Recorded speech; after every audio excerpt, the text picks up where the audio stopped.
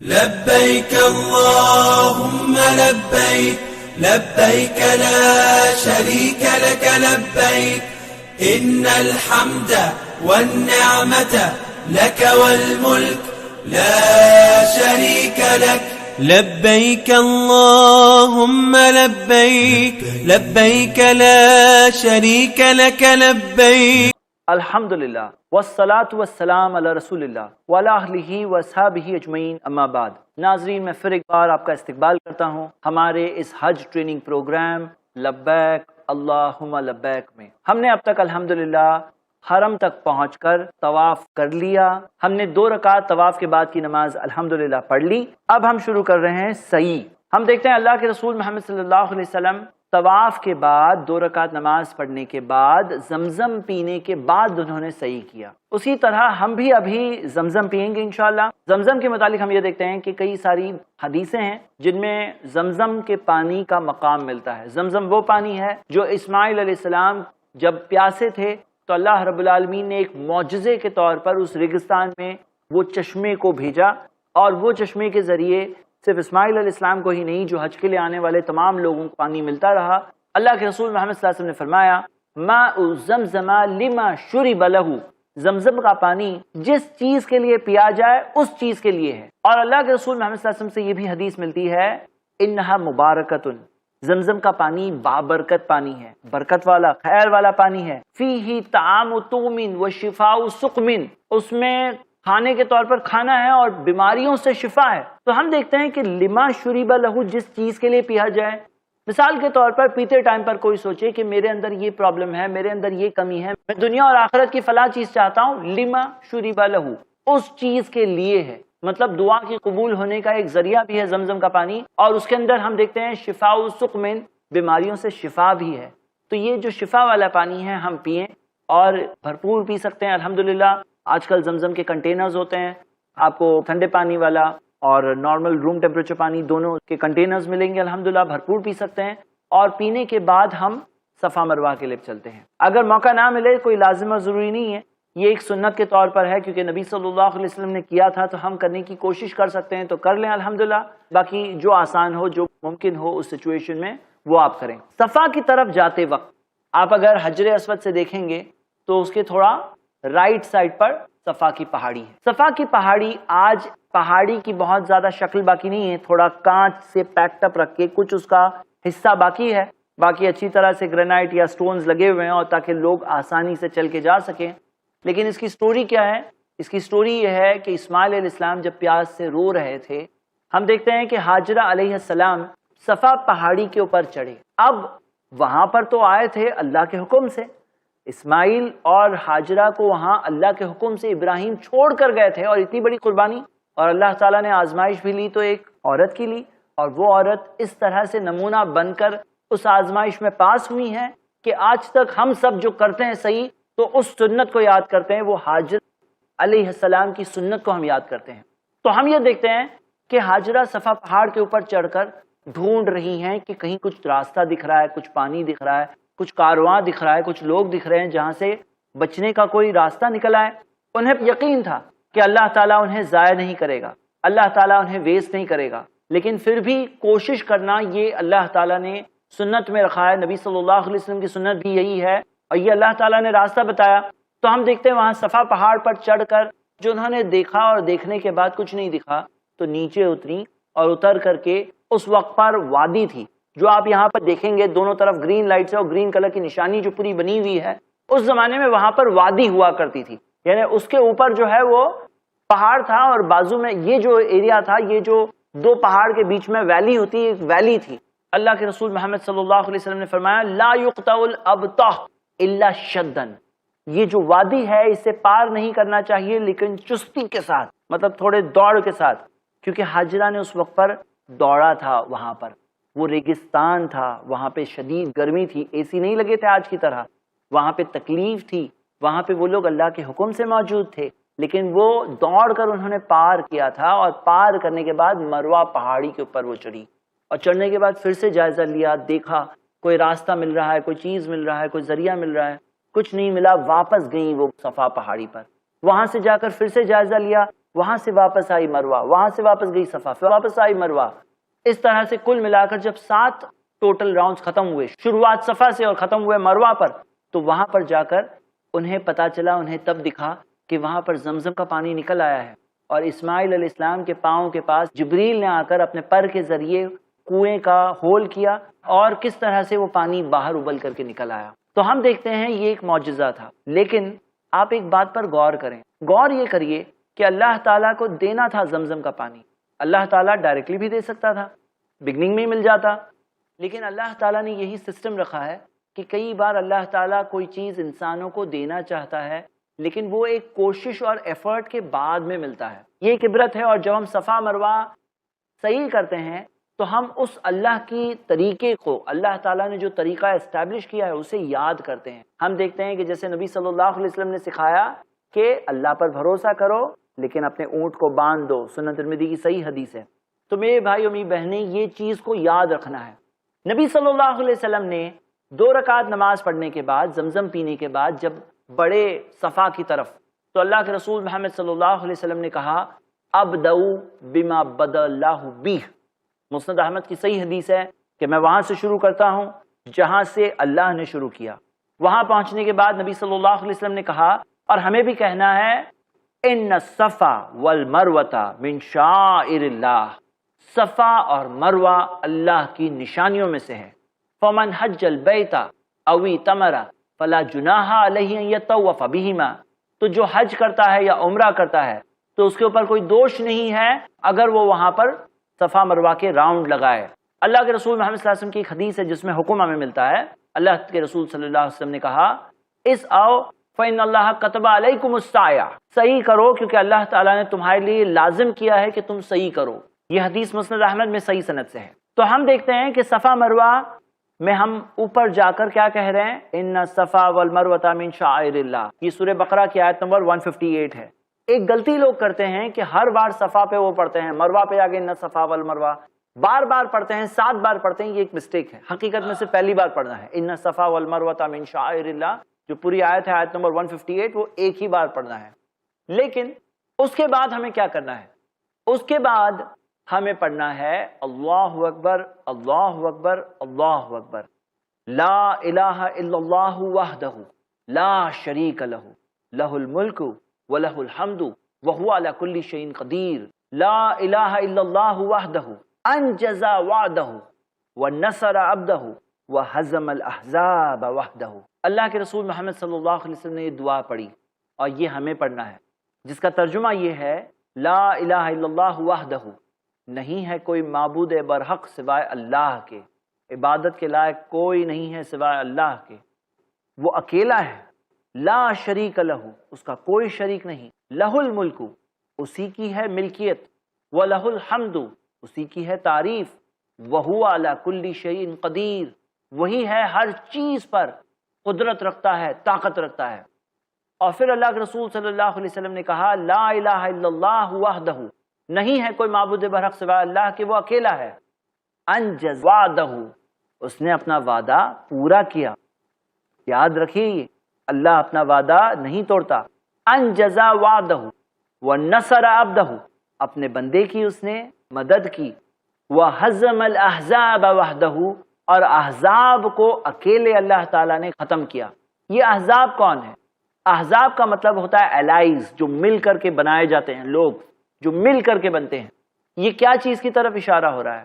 ہم دیکھتے ہیں کہ 5 ہجری کی بات ہے کہ مکہ کے مشرکوں نے مل کر ایک بہت بڑی الائنس بنائی تھی اور 10,000 کی فوج لے کر مدینہ کی طرف بڑھ گئے اور مدینہ کو جا کر گھیر لیا. اور ان کا ارادہ تھا کہ پورے کے پورے ایمان والوں کو سب کے سب کو ختم کر دیں گے. ان کا یہی ارادہ تھا. محمد صلی اللہ علیہ وسلم ان کے ساتھیوں کو، صحابہ اکرام کو ختم کر دیں گے. 5 ہجری کی بات ہے. جب اللہ تعالیٰ بچانا چاہے تو کوئی ختم نہیں کر سکتا. ہم دیکھتے ہیں کہ وہ لوگوں نے جو پڑاؤ ڈالا تھا، سیج ڈالا تھا، وہ چیز اللہ تعالیٰ نے ایسے حالات پیدا کر دیے کہ جس کی وجہ سے انہیں وہاں سے جانا پڑا. طوفانی ہوائیں، تکلیف، بہت ٹھنڈ، جس کی وجہ سے وہ وہاں زیادہ دن تک رہ نہیں پایا. آخر میں ان کو جانا پڑا. نبی صلی اللہ علیہ وسلم اور صحابہ اکرام نے ایک خندق کھودی ہوئی تھی پورے مدینہ شہر کے آس پاس، جس کے ذریعے وہ وہاں سے لڑے. لیکن یہ یقیناً اللہ ہی کی مدد تھی کہ انہیں وہاں سے نکل کر کے جانا پڑا ہار کر کے. تو اللہ کے رسول محمد صلی اللہ علیہ وسلم جب صحیح کر رہے تھے تو اللہ کے اس احسان کو یاد کر رہے تھے. ہم بھی یہ پڑھیں گے اور اللہ کے اس احسان کو یاد کریں گے، کس طرح سے نازک مرحلوں سے گزرتے ہوئے یہ اسلام کا پیغام ہم تک پہنچا، کس طرح سے اللہ کے رسول محمد صلی اللہ علیہ وسلم اور صحابہ اکرام نے ان تمام تکلیفوں کا سامنا کیا، اور کس طرح سے نبی صلی اللہ علیہ وسلم اللہ کے احسان کو ماننے والے بندے ہیں. تو یہ پوری دعا آپ پڑھیں گے. ایک بات بہت آسان ہے، اللہ اکبر اللہ اکبر اللہ اکبر لا الہ الا اللہ وحدہ لا شریک لہ لہ الملک ولہ الحمد وہو علی کل شیء قدیر لا الہ الا اللہ وحدہ انجز وعدہ ونصر عبدہ وہزم الاحزاب وحدہ. تو یہ پوری دعا پڑھ کر نبی صلی اللہ علیہ وسلم اللہ سے دعا کی. اپنے الفاظ میں آپ دعا کریے. دعا کرنے کے بعد پھر سے یہی پڑھیے لا الہ الا اللہ اللہ اکبر اللہ اکبر اللہ اکبر، اور پوری دعا پڑھیے. اور پڑھنے کے بعد پھر سے اپنے الفاظ میں دعا کریے. پھر سے اس کے بعد تیسری بار یہ پڑھیں گے، پھر سے اپنے الفاظ سے دعا کریں گے اور پھر وہاں سے اتریں گے. مطلب 3 بار یہ دعا پڑھنی ہے، اور تینوں بار دعا پڑھنے کے بعد آپ دعا کریے. لوگ آپ دیکھیں گے جلدی جلدی میں طواف کرتے ہیں، جلدی جلدی میں صحیح کرتے ہیں، تو وہ لوگوں کے پاس یہ سب دعا پڑھنے کا ٹائم نہیں ہوتا ہے، اور انہیں دیکھ کر آپ یہ نہ محسوس کریے ارے یہ لوگ تو جلدی جلدی نکلے جا رہے ہیں اور میں یہیں پہ کھڑا ہوا ہوں. آپ گئے کس لیے ہیں وہاں پر؟ کیا پبلک کے ساتھ ریس لگانے کے لیے گئے ہوئے ہیں؟ وہاں گئے ہیں اپنی جنت کو پانے کے لیے، ایک ٹریننگ کے لیے گئے ہوئے ہیں. تو اس میں جلد بازی میں نہ رہیے، اطمینان سے کریے، بلکہ کوئی جلدی والا ہو تو اسے روانہ کریے تاکہ اپنی عبادت تو بالکل خوشو کے ساتھ کر سکے ایک بندہ. تو ہم دیکھتے ہیں کہ یہ 3 بار یہ دعا کرنی ہے، اور نبی صلی اللہ علیہ وسلم کی سنت یہی ہے، اور یہی بیسٹ ہے کہ ہر بار یہ پڑھنے کے بعد دعا کیجئے. کرنے کے بعد آپ نیچے اترتے ہیں، نیچے اتر کر کے صحیح یہاں سے شروع ہوتی ہے. اور جو صحیح شروع ہوتی ہے تو اس کے اندر یہ جو آپ دیکھ رہے ہیں، ایک طرف ہوتا ہے جانے کے لیے، دوسری طرف ہے واپس صفا کی طرف آنے کے لیے. جو روز ہے وہ خاص رکھے گئے ہیں ویل چیئرز کے لیے اور بہت بزرگ لوگوں کے لیے. تو وہ درمیان کے روز میں ہمیں نہیں چلنا ہے، ہمیں اس کے سائیڈ کی مین واکنگ ایریا میں چلنا ہے. تو مین واکنگ ایریا میں وہاں سے آپ سٹارٹ کرتے ہیں. صفا مروہ کا صحیح آپ گراؤنڈ فلور لیول سے بھی کر سکتے ہیں، اوپر کے فرسٹ فلور لیول سے بھی کر سکتے ہیں، اور جو آگے ڈیولپمنٹس ہے تو اس کے بیسس پر اور بھی اس کے فلورز رہیں گے کہ صحیح کرنا سٹارٹ کرتے ہیں. یہ جو صحیح ہے صفا سے لے کے مروہ تک تقریباً 300 میٹر ہے، یعنی کہ جو 7 راؤنڈز ہم کرنے والے ہیں اس کے اندر تقریباً 2.1 کلومیٹر ہونے والے ہیں، 2 کلومیٹر سے تھوڑا زیادہ. تو یہ صحیح کا ڈسٹینس ہے. ہم یہ دیکھتے ہیں کہ یہ ایک ایسی عبادت ہے کہ اگر آپ تھوڑے فزیکلی فٹ ہو یا واکنگ وغیرہ عام طور پہ نارملی کرتے رہتے ہو تو آپ طواف اور صحیح بہت آسانی سے کر سکتے ہیں. لیکن کبھی اگر آپ ایسے شخص ہو جو کہیے کہ سیٹ پہ ہی بیٹھے رہتے ہو اور چلنے کی بالکل عادت نہیں ہے، گھر گاڑی آفس اور چلنا ہوتا ہی نہیں ہے، تو تھوڑی دقت تو ہونے والی ہے. تو ہم دیکھتے ہیں اسلام نے فٹنس کو تو بہت امپورٹنس دی ہی ہے. اب یہاں پر فٹنس کام بھی آتی ہے، لیکن سب سے اہم چیز ہے جو دلی فٹنس، دل میں تقویٰ ہو، دل میں خشوع ہو، دل میں عبادت ہو اللہ کی. تو فزیکل فٹنس سے زیادہ اہم وہ دل کی فٹنس ہے، لیکن دونوں فٹنس ہو تو اور بہتر رہے گا. تو صفا سے مروہ جانا ہے، درمیان میں ہری لائٹس دکھائی دے گی، وہ ہرے نشانات دکھائی دیں گے. وہ 2 کے بیچ میں تھوڑا سا دوڑنا ہے صرف مردوں کو. حالانکہ سنت تو ہے حاجرہ کی، لیکن عورتیں نہیں دوڑیں گی، اس لیے کیونکہ اگر وہ دوڑیں گی تو ان کے جسم کے پارٹس ظاہر ہونا چانسز ہے اور بے حیائی ہو سکتی ہے. اور کیونکہ یہاں پر مرد اور عورت دونوں ہوتے ہیں، اس وجہ سے عورتوں کے لیے صحیح نہیں ہے، لیکن مردوں کے لیے ہے. تو مردوں کو کرنا ہے. بلکہ جہاں کہیں اس طرح سے تھوڑا دوڑنے کا معاملہ ہو اور فیملی میں لیڈیز ساتھ میں ہو تو تھوڑا سا لائٹ جاگ بھی ہو سکتی ہے جو چلنے کی پیس سیم ہو. یہ بھی ہو سکتا ہے کہ تھوڑا آگے بڑھنے کے بعد پیچھے سے وہ کور کر لیں اس کے بعد، یہ بھی ہو سکتا ہے، یا فاسٹ چلنے لگے، یہ بھی ہو سکتا ہے. کیا صحیح کے 7 راؤنڈز کی الگ الگ دعائیں ہیں یا نہیں ہیں؟ ہم دیکھتے ہیں کہ صحیح کے دوران عام طور پر کوئی بھی ایسے فکس دعائیں اس کے علاوہ نہیں ملتی، بلکہ آپ دیکھیں گے کہ اگر آپ صحیح طریقے سے کرنا چاہیں تو بہت آسان ہے. لیکن ایک دعا ہے جو عبداللہ ابن مسعود، عبداللہ ابن عمر رضی اللہ عنہما سے ہمیں ملتی ہے، جو دونوں وادی ہے، یعنی کہ وہ جو گرین لائٹس ہے اس کے درمیان میں پڑھنی ہے، اور پڑھ سکتے ہیں، یاد ہو تو پڑھ سکتے ہیں، جس کے اندر ہے رب غفر ورحم انک انت اعز الاکرم. اے اللہ ہمیں معاف کر دے، ہم پر رحم کر دے، یقیناً تو ہی تو سب سے زیادہ عزت والا اور سب سے زیادہ اکرام والا ہے. تو یہ دعا ثابت ہے، اگر آپ کو یاد ہو آپ پڑھ سکتے ہیں، نہیں یاد ہے تو باقی کیا دعائیں آپ کو یاد ہے، کیا کیا چیزیں یاد ہے، اخلاص کے ساتھ وہ دعائیں ساری اللہ تعالیٰ سے کریں. اور دعا جب کریں تو ضد کے ساتھ کریں، اپنے الفاظ میں بھی کر سکتے ہیں اور ذکر و اذکار جو آپ کو یاد ہو وہ بھی کر سکتے ہیں. صرف اچھی چیزوں کی دعائیں کریں، غلط چیزوں کی دعائیں نہ کریں. اللہ تعالیٰ کو یاد کریں، اللہ کے احسانوں کو یاد کریں، اور اللہ کے ان احسانوں کو یاد کرتے ہوئے یہ شعائر اللہ، اللہ کی نشانیوں میں سے جو دو پہاڑ ہے، اس کے اندر جو میسج ہے اس پر بھی غور کریں. چلتے چلتے حاجت کی اس تکلیف کو بھی یاد رکھنے کی کوشش کریں، اور ایک ارادہ کریں کہ ہم بھی زندگی میں ہم اللہ پر بھروسے کے ساتھ میں ذریعے بھی اختیار کریں گے. اس کے لیے جد و جہد اور محنت اور کوشش جو کرنا ہے وہ کوشش بھی کرنے کے لیے ہم تیار ہیں زندگی میں، یہ بھی یاد رکھیں. اب آپ صفا سے نکلے تھے، مروہ پہنچتے ہیں. مروہ پہنچنے کے بعد کیا کرنا ہے؟ جو آپ نے صفا پہاڑ پر کیا تھا وہی کرنا ہے، یعنی کہ اللہ اکبر اللہ اکبر اللہ اکبر لا الہ الا اللہ وحدہ لا شریک لہ لہ الملک ولہ الحمد وہو علی کل شیء قدیر لا الہ الا اللہ وحدہ انجز وعدہ ونصر عبدہ وہزم الاحزاب وحدہ. ایک بار پڑھے دعا کیے، دوسری بار پڑھے دعا کیے، تیسری بار پڑھے دعا کیے. بحسب آسانی آپ جتنا کر سکتے ہیں زیادہ سے زیادہ کرنے کی کوشش کریے. یقیناً اللہ تعالیٰ اجر اور بدلہ دینے والا ہے.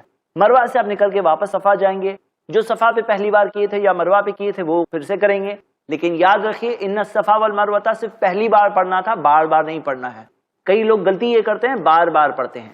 تو صفا پہ جا کر پڑھے، واپس مروہ، واپس صفا، واپس مروہ، واپس صفا، واپس مروہ. 7 پر یہ ختم ہوئے. کچھ لوگ ایک مسٹیک یہ کرتے ہیں کہ 7 کی جگہ 14 راؤنڈز کر لیتے ہیں.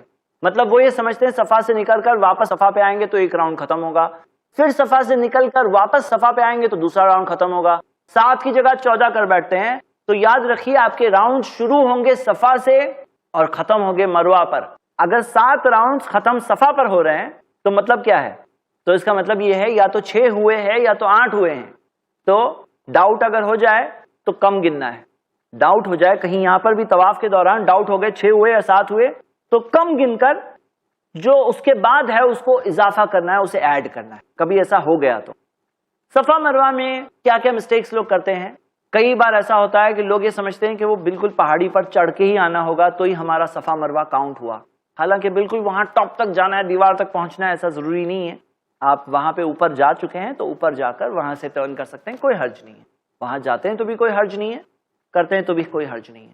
یہ جو ان الصفا والمروہ کرتے ہیں تو اس کے اندر اللہ کے رسول محمد صلی اللہ علیہ وسلم کعبہ کی طرف رخ کر کے، کعبہ کو دیکھ کر اللہ کے رسول صلی اللہ علیہ وسلم نے اس طرف سے پڑھا تھا. تو آج ہم دیکھتے ہیں کہ صفا کے اندر تھوڑی سی جگہ ہے جہاں سے کعبہ ابھی بھی دکھتا ہے، لیکن موسٹلی مروہ سے تو دکھتا ہی نہیں ہے. تو کیا کریں گے ہم؟ یہ دعا کرتے وقت ہم قبلہ رخ ہو جائیں گے. تو صفا مروہ کے 7 راؤنڈز آپ کے ختم ہو گئے. آپ کا سعی بھی الحمدللہ ختم ہو گیا ہے. بہت سارے لوگ اس کے بعد بھی 2 رکعت پھر سے نماز پڑھتے ہیں، جو ثابت نہیں ہے. جو ہم نے طواف کے بعد 2 رکعت پڑھی تھی وہ ثابت ہے. صفا مروہ سعی کے بعد پھر سے 2 رکعت پڑھنا ثابت نہیں ہے. اب کیا کریں؟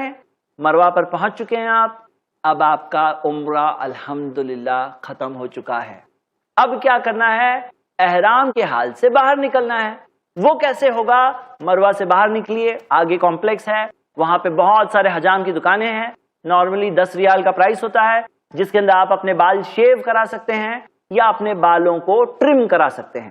آپ شیو کریں یا ٹرم کریں، آپ کا احرام نکل آئے گا. لیکن ایک بہت پیاری سی حدیث آپ کو میں بتانا چاہتا ہوں. صحیح بخاری کتاب الحج میں ہے، اللہ کے رسول محمد صلی اللہ علیہ وسلم نے دعا کی، اللہم ارحم المحلقین، اے اللہ رحم کر حلق کرنے والوں پر، بالوں کو شیو کرنے والوں پر. یعنی احرام کے حال سے نکلنے کے لیے جو بالوں کو شیو کرتے ہیں، اللہ کے رسول صلی اللہ علیہ وسلم نے اللہ تعالیٰ سے دعا کی، اے اللہ رحم کر ان لوگوں پر. آخر میں قربانی ہے، اللہ تعالیٰ کے لیے سارے حرام چیزوں کو چھوڑ دینا ہے. یہ اس کا ایک سمبل ہے کہ آپ اللہ کے لیے اپنے بالوں کو جب قربان کر سکتے ہیں تو اللہ کے لیے آپ آگے کی اور قربانیاں دینے کے لیے بھی انشاءاللہ تیار ہیں. تو یہ بال جو آپ نکال رہے ہیں اللہ تعالیٰ کے لیے نکال رہے ہیں. تو اللہ کے رسول محمد صلی اللہ علیہ وسلم نے دعا کی، اے اللہ رحم کر حلق کرنے والوں پر. تو جو لوگوں نے ٹرم کیا تھا، بال چھوٹے کیے تھے، انہوں نے کہا والمقصرین یا رسول اللہ، نبی صلی اللہ علیہ وسلم ٹرم کرنے والوں کے لیے بھی دعا کر دیجئے. تو اللہ کے رسول صلی اللہ علیہ وسلم نے پھر سے دعا کی، اے اللہ رحم کر حلق کرنے والوں پر. تو وہ لوگوں نے کہا والمقصرین یا رسول اللہ، نبی صلی اللہ علیہ وسلم مقصرین کے لیے بھی. تو اللہ کے رسول صلی اللہ علیہ وسلم نے تیسری بار دعا کی، اللہم ارحم المحلقین، اے اللہ رحم کر حلق کرنے والوں پر. تو انہوں نے کہا والمقصرین یا رسول اللہ، نبی صلی اللہ علیہ وسلم نے کہا والمقصرین، اے اللہ مقصرین پر بھی رحم کر. انہیں ساتھ میں چوتھی بار میں ایک تھوڑا ہلکے انداز سے نبی صلی اللہ علیہ وسلم نے ان کے لیے کیا. تو اگر آپ کو وہ زیادہ دعا چاہیے، 3 بار والی دعا چاہیے تو شیو کریے، اور اگر کم والی دعا چلے گی تو قصر کر کے بھی آپ کا احرام نکل جائے گا انشاءاللہ، کوئی حرج نہیں ہے۔ تو قصر بھی کر سکتے ہیں، یعنی ٹرم بھی کر سکتے ہیں، چھوٹے بھی کر سکتے ہیں بال، اس سے بھی آپ کا احرام نکل جائے گا، اور آپ شیو بھی کر سکتے ہیں۔ عورتوں کو کیا کرنا ہے؟ عورتوں کے لیے اتنی بڑی قربانی نہیں مانگی گئی ہے کہ وہ اپنے بالوں کو، ان کی جو زینت ہوتی ہے، ان کی جو خوبصورتی ہوتی ہے، اسے شیو کر لیں اور وہ تکلیف کو برداشت کریں، اتنی بڑی قربانی ان سے نہیں مانگی گئی ہے۔ انہیں یہ کہا گیا ہے کہ ان کے بال میں سے بس وہ 1 انگلی کا جو جوائنٹ ہوتا ہے نا، اتنا تقریباً 1 انچ کے قریب، اتنا وہ کینچی سے ٹرم کر دیں، بس اتنا ٹرم کر لیں، ان کا احرام ختم ہو جائے گا۔ وہ کینچی جو آپ نے پیکنگ میں ڈالے تھے وہ وہاں کام آنے والی ہے۔ تو یہاں پر آپ کا احرام ختم ہوا، اب احرام کی ساری پابندیاں ختم ہو گئی الحمدللہ۔ اگلی بار آپ حج کے دنوں میں پھر سے احرام پہننے والے ہوں، یعنی کہ 8 ذی الحجہ کو۔ حقیقت میں 8 ذی الحجہ کا بھی ایک مسئلہ ہے، وہ ہم بعد میں دیکھیں گے انشاءاللہ۔ ابھی آپ فارغ ہو چکے ہیں الحمدللہ، آپ کا عمرہ مکمل ہو گیا ہے۔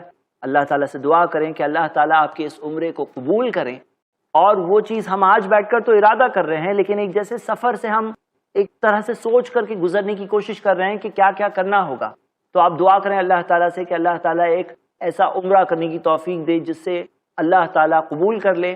یقیناً ہم دیکھتے ہیں کہ نبی صلی اللہ علیہ وسلم نے کہا کہ حج اور عمرہ ایک انسان سے 2 چیزوں کو دور کر دیتا ہے، ایسے جیسے لوہا جب بھٹی سے گزرتا ہے تو کس طرح سے اس کے اندر سے کچرا نکل آتا ہے، جس طرح سے سونا بھٹی سے گزرتا ہے تو سونے میں سے سارا کچرا نکل آتا ہے، تو 2 چیزیں دور ہو جاتی، وہ ہے گناہ اور غریبی۔ لوگ سمجھتے ہیں پیسے خرچ ہو گئے، لیکن غریبی کو دور کرنے والی چیزوں میں سے ایک چیز ہے حج اور عمرہ۔